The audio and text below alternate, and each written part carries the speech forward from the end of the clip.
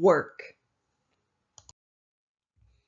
When your teacher asks if you have done any work today, just think to yourself as a scientist, and I bet you can answer that you have.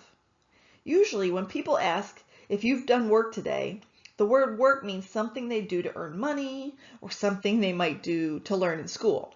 However, in science, the word work is used in a different way.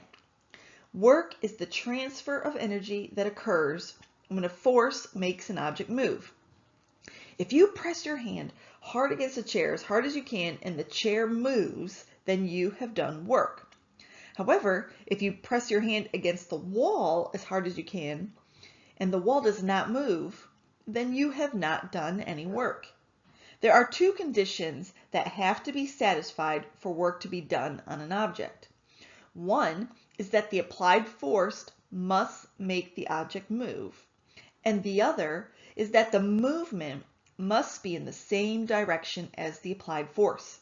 For example, if you pick your cat up off the floor, then you have just done work on the cat because the cat moved upward in the direction of the force you are applying.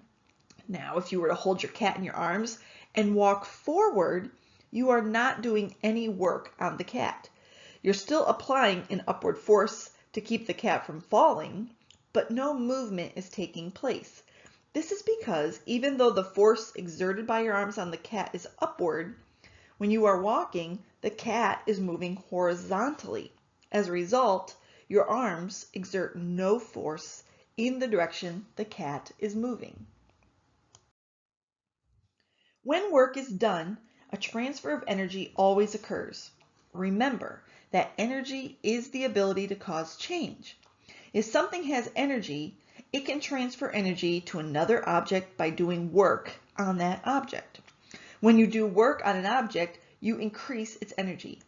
Energy is always transferred from the object that is doing the work to the object on which the work is done. To understand how much work has been done depends on the amount of force exerted and the distance over which the force is applied. When a force is exerted on an object and it moves in the direction of the force, the amount of work done can be calculated using the following formula. Work equals force times distance.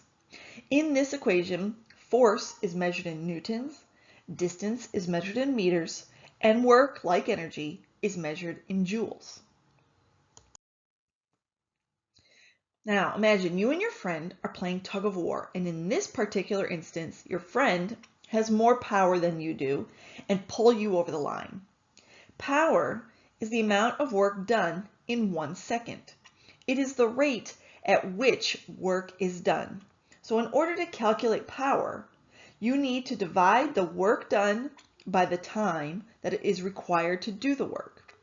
Looking at this equation, power is work divided by time. The SI unit for power is the watt. 1 watt equals 1 joule of work done in 1 second. And because the watt is such a small unit, you will often hear power expressed in the unit kilowatts. 1 kilowatt equals 1,000 watts.